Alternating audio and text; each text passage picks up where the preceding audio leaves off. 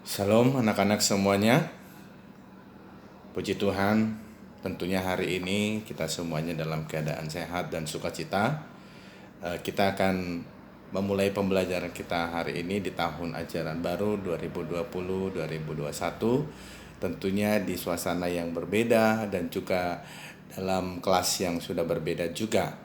Anak-anak sekarang sudah masuk di kelas yang lebih tinggi lagi tingkatannya, yaitu di kelas 6. Nah, jadi kita akan memulai pembelajaran kita hari ini. Kita bernyanyi terlebih dahulu, baru nanti kita berdoa bersama-sama untuk anak-anak semuanya dengan sikap berdoa yang benar. Kita nyanyi dari lagu pujian nomor halaman 8, ya, lagu pujian halaman 8 dari buku paket. Penuhkanlah bejanaku. 1, 2, 3, ya.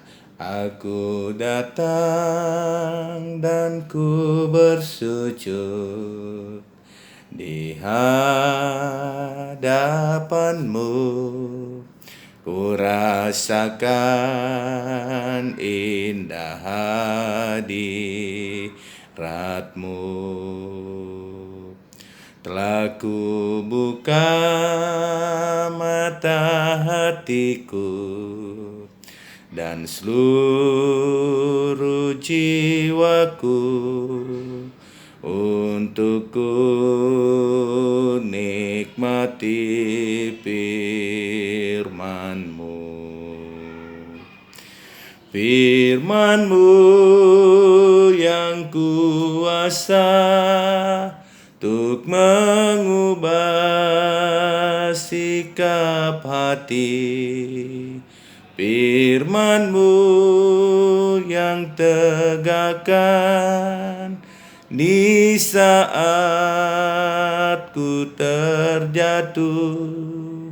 Penuhkanlah bejanaku dengan air sungai-Mu.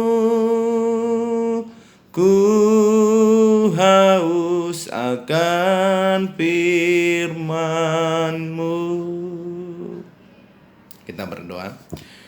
Bapa yang Maha Kasih, Bapa yang kami sembah di dalam Yesus Kristus Juru Selamat, kami bersyukur buat hari ini kami boleh ada untuk memuji dan memuliakan nama Tuhan. Dan saat ini kami mau belajar firman Tuhan seperti tema pembelajaran kami hari ini, yaitu indahnya beribadah. Ya Tuhan, tolonglah mampukan kami agar kami lebih dekat dengan Tuhan melalui ibadah yang kami lakukan.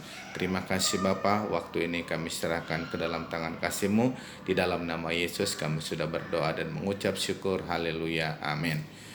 Puji Tuhan, anak-anak yang Mister kasihi, bahwa pada hari ini pembelajaran kita yang boleh kita lakukan ini merupakan pertemuan pertama untuk kita belajar di kelas 6, ya. Materi pembelajaran kita hari ini membahas tentang indahnya saat beribadah. Tentunya anak-anak sudah sering ataupun bahkan ini merupakan satu hal yang sering kita dengar tentang kata-kata beribadah. Nah, tetapi di sini di dalam beribadah ini apa sih yang dimaksud dengan ibadah yang sebenarnya? Nah, ibadah ini sudah ada ya sejak kapan? Nah, manusia itu mengenal ibadah. Nah, di sini di dalam pembelajaran kita hari ini kita akan melihat sejarah dari ibadah itu sendiri, dari sejak manusia ada dan bahkan sejak manusia itu perlu untuk datang kepada Tuhan.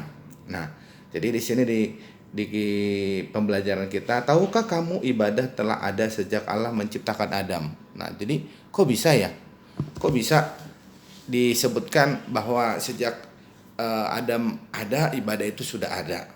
Nah, gimana caranya? Padahal mungkin pemikiran kita itu ibadah itu adalah seperti yang dilakukan di gereja, ya, bernyanyi, berdoa, terus mendengarkan firman Tuhan, terus berdoa syafaat. Habis itu ya kita pulang, semacam susunan liturgi atau ibadah yang dilakukan di gereja itu yang kita kenal dengan ibadah, ataupun mungkin di wihara, di kelenteng, di masjid. Nah, terus yang itu yang kita maksudkan adalah ibadah. Nah, tetapi di sini materi pembelajaran kita menjelaskan bahwa ibadah itu sudah ada sejak manusia ada, bahkan dikatakan sejak Adam dan Hawa. Nah, Allah menciptakan Adam dan Hawa, hal itu dapat dilihat pada tujuan Allah menempatkan manusia yang pertama itu di Taman Eden. Nah, jadi Allah menempatkan manusia yang pertama sekali itu, mereka ditempatkan di taman yang disebut dengan Taman Eden. Nah, jadi dijelaskan bahwa Tuhan Allah menempatkan manusia pertama di Taman Eden. Nah, jadi Mister akan jelaskan Taman Eden.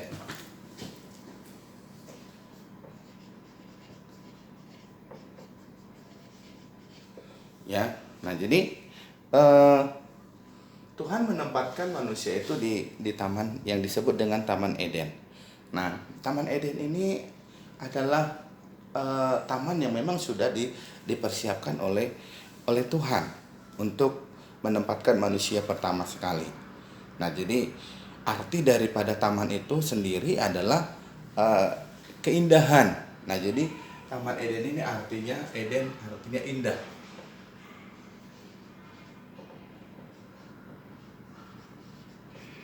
Nah, jadi arti daripada Eden itu sendiri adalah indah. Nah, berarti Tuhan menempatkan manusia di Taman Eden itu untuk rancangan yang indah. Ya, untuk rancangan yang indah yang Tuhan mau lakukan dalam hidup manusia, dan manusia pun demikian. Ya, sehingga ada hubungan yang baik antara manusia dengan Tuhan. Nah, jadi dalam pembahasan kita hari ini dikatakan tujuan Allah menempatkan mereka di Taman Eden dan memerintahkan mereka adalah untuk memelihara, menjaga Taman Eden, memelihara dan menjaga Taman Eden. Nah, ini merupakan tujuan Allah menciptakan manusia agar manusia itu bisa menjadi wakilnya Allah di dunia ini. Nah, tujuan Allah menciptakan manusia agar manusia itu bisa menjadi wakilnya Allah di dunia ini untuk menjaga, memelihara Taman Eden itu, bukan untuk merusak. Nah, jadi disinilah yang disebutkan dengan tujuan Allah menciptakan manusia untuk memelihara dan menjaga Taman Eden. Dan dikatakan ibadah juga telah ada sejak zaman bangsa Israel. Tetapi bentuk ibadah saat itu belum seperti yang kita kenal saat ini. Jadi bentuk ibadahnya belum seperti yang kita kenal sekarang. Jadi ibadah itu dalam pengertian kita itu ada di dalam berbagai macam bentuk ibadah yang dilakukan. Jadi setiap agama memiliki bentuk ataupun cara ibadah yang berbeda-beda. Baik Kristen, Katolik, Hindu, Buddha, itu cara ibadahnya mereka berbeda-beda. Bahkan di kalangan Kristiani sendiri pun cara ibadah itu tidak sama. Ada yang menurut yang pernah kita ikutin, yang pernah anak-anak ikutin di gereja. Ya, seperti apa tata ibadah yang dilakukan. Dan itu tentunya ketika kita berkunjung ke satu gereja yang berbeda dengan gereja yang dimana kita berada, nah itu juga akan ada perbedaan, tata ibadahnya berbeda.